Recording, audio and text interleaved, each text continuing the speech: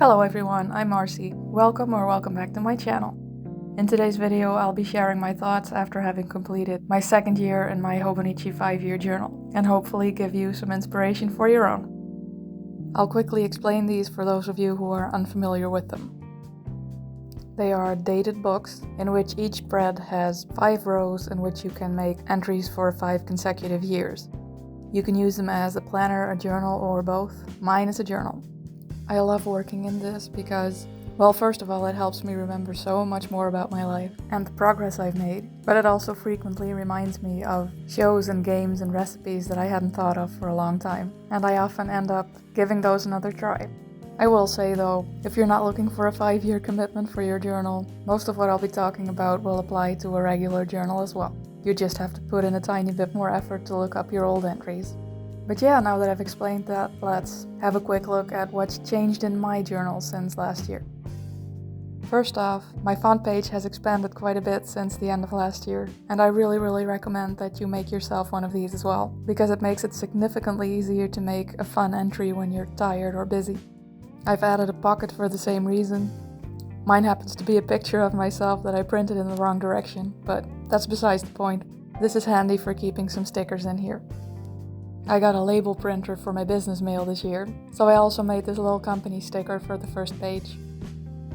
My word of the year this year was growth, which I would say was a good choice.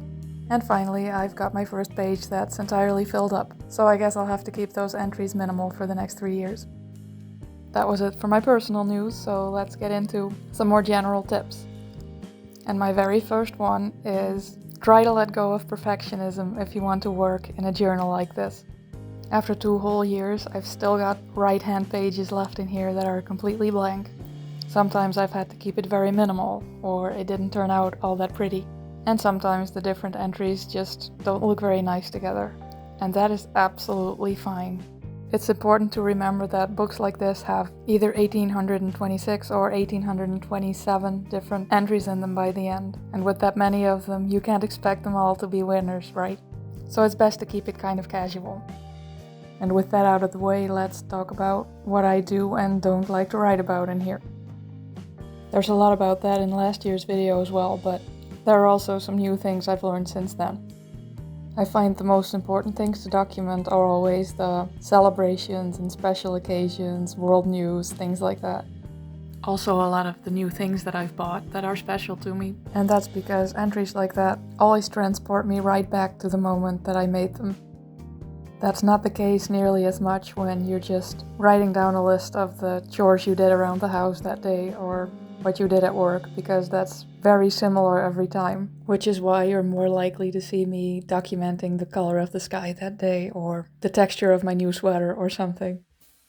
I guess what I'm trying to say is I'm not so much trying to treat this as a full record of everything that's happened in my day, but more so a record of all the little things that made a day special. You'll probably have noticed by now that for me it's very often snacks that made my day special. Or maybe it's just because I think those are fun to draw. Another thing I love to do in here is reviews. Books, movies, shows, games, I've got them all in here. But I only mention the ones that I think I'll like to revisit in the future. And with it having been my second year this time, I can also say that this helps. I have gone back to a lot of these from seeing the review from last year. Another handy thing I've started doing is to keep track of upcoming games and movies and things, so that just in case I forget about them, I'll have a reminder later. In a similar vein, I've also started including recipes that worked well for me, which is partially superfluous because I do keep a recipe book as well, but coming across them one at a time across the seasons just hits a little bit different. If you use any kind of art supply or makeup, then a little swatch page is also a lot of fun to do. You get this really cool, colorful page without having to put in a lot of effort. I do this religiously. The last 2 years, I don't think I've bought a single art supply or bottle of nail polish or anything without putting it in here too. And they very often are my favorite entries. And I've got a quick tip: if you want to put in eyeshadow or soft pastels, you can. I just put a little bit of packing tape on top. This next thing, I guess, is kind of specific to people who do some kind of a visual art. which is capturing your favorite things that you've made. This year, a lot of it's been artwork that I made for my upcoming book, so keep your eyes open for some fun spoilers for that. I've really been appreciating seeing these reminders of the cool things that I've made. Sometimes they inspire me to make something new, but even if not, I draw lots of things and I know I do forget about things that I've made, so I want them to be remembered. And then here's my very favorite kind of entry, which is just a list of all the things I noticed throughout the day that made me happy. Sometimes I just write them down, sometimes I draw them as tiny little doodles, but either way, these are cool as a practice, because on the days that I'm doing this, I'm really on the lookout for everything that makes my life good, so excellent for my mental health. And I would say that's a great segue into talking about things I've come to realize that I don't like to have in here. And it's what I guess I'd call the processing of difficult feelings. I don't mean just bad news. I do document illnesses and injuries and hospital stays. I've even got a special way of documenting the deaths of my pets with an otherwise empty spread with just a setting sun on it. These things are a part of life, and that's fine. But I've started coming across a couple of entries in here this year that I wrote when I went through traumatic experiences, and it's happened several times now that I got upset again from reading them. I have found a lot of ways around that. I now either leave out the part where I explain what happened to me, or I approach it with a little bit of humor, like this entry from when I injured my hand. And sometimes I record the things that helped me to feel better that day. And all of that make rereading stories about something difficult a much less negative experience. So that's just something to think about. You may want to be careful not to upset your future self with what you're currently writing down. This next section will be about my favorite materials. If you're interested in a pretty complete list of everything you can use in here and the things that you can't, check out the video I made after the first year, but this time I'm going over my favorites only. The most important of which is fine liners with permanent ink. They're ideal because you can write with them, draw with them in pretty decent detail, and you can go over the top with markers or paint without it bleeding at all. So they grant you a lot of creative freedom. The next thing I really love to use in here is watercolors. I would recommend using some clips to hold the paper in place, and you want to keep it to a single layer of paint. But I think it looks so pretty, and this cloudy effect to me is usually more interesting than just adding a color with marker. You can even add some little stars if you want to get really fancy. And something else that looks fancy is brush markers. Even if you're just doing regular lines in writing, it'll just instantly look cooler if you do it with a brush marker. Even better if you practice pressing down harder for the downstroke so that it starts looking like calligraphy. And this has just made me realize that you guys might like some tips on easy ways to make your writing look interesting. Is that something you're looking for? Let me know. My next recommendation is water-based markers. And you do need water-based. That's because the alcohol markers will ghost a lot.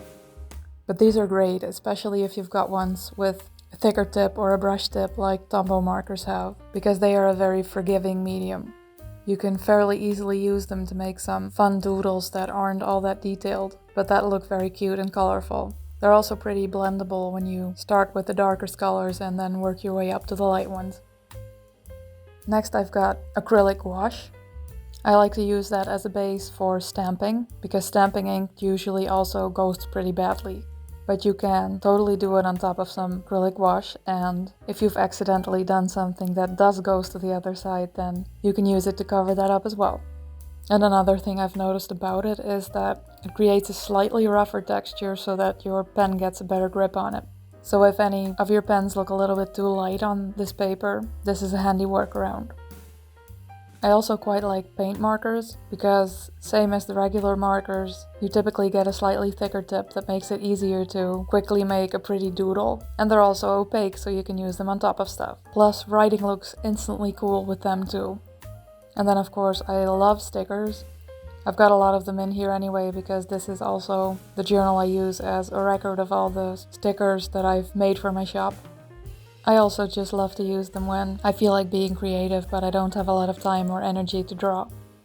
And since, like I said at the start, we've got a label printer now, I can even stick in some little photos, which is maybe even cooler. Now that I've gone over all my favorite materials, let's have a look at how I like to use them. Adding a header to each entry is the obvious one. Just using a different color already goes a long way, but you can make it more interesting by alternating colors or layering them in different ways. Borders are great as well. My absolute favorite thing is just to add a nice colorful blob around some block letters like you can see here. And like I said, watercolor is an awesome way to quickly make something look nice, but be sure to add it last because of the drying time.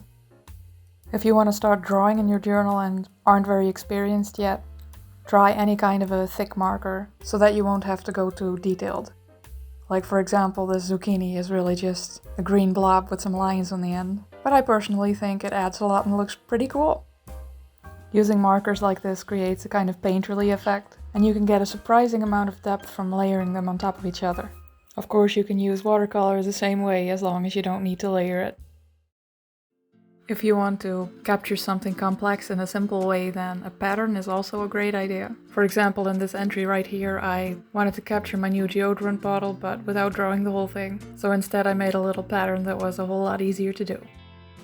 Another way to avoid having to make something super time-consuming is to go quite small. For example, by drawing tiny representations of the good things that happen in your day, or filling a spread with tiny comic panels. Like, these are quite messy, but they get the point across and they're actually one of my favorite things to do. Another great idea for when you're in a hurry is to have a sticker do most of the heavy lifting and just add a couple doodles around them. Usually looks pretty good. If you do have a bit more time, you do of course get the most interesting results by combining some of these techniques. This entry is the best example I found of that. I started with a block letter, then added a background color, then a drop shadow to the words. I stuck on some tiny stickers and added a couple of doodles at the end. None of that was complicated or even especially time consuming, but it's pretty cute. Now we've just got the final section of the video left, which is my favorite spreads.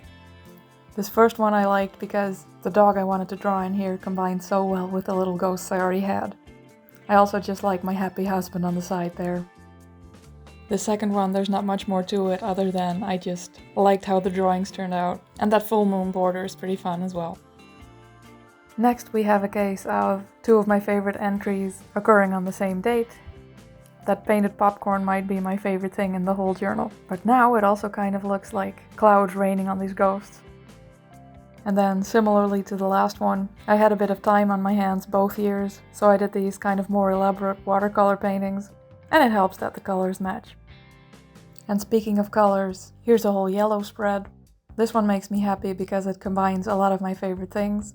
This is my favorite illustration from my book, that is my favorite pencil in the top there, and yellow is my favorite color. So yeah, these are happy pages for me.